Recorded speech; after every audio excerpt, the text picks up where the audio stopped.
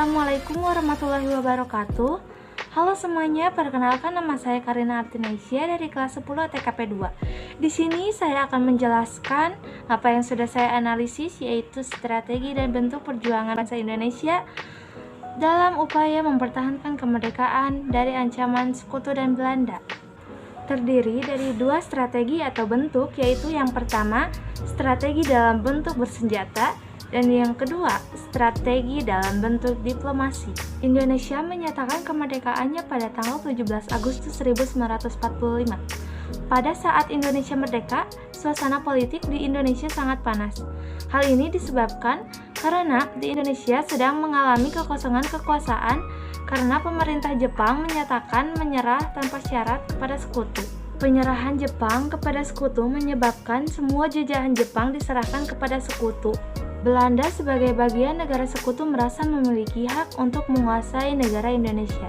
Tetapi Indonesia menolak perjanjian tersebut dikarenakan negara Indonesia adalah negara yang merdeka. Hal ini menyebabkan bentrok antara Indonesia dengan Belanda. Indonesia melakukan perjuangan untuk mempertahankan kemerdekaannya melalui dua cara, yaitu yang pertama ada strategi dalam bentuk bersenjata.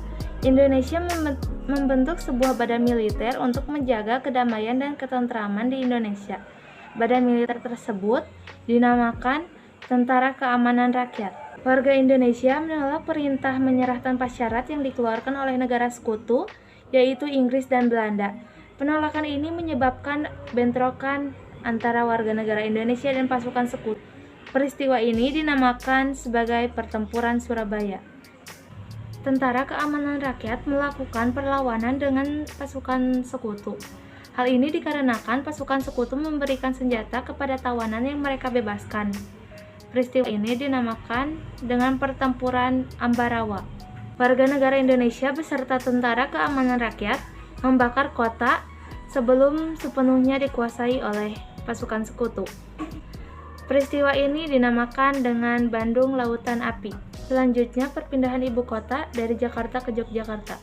Hal ini dilakukan pemerintah Indonesia karena Jakarta telah dikuasai oleh Belanda dan pasukan sekutu.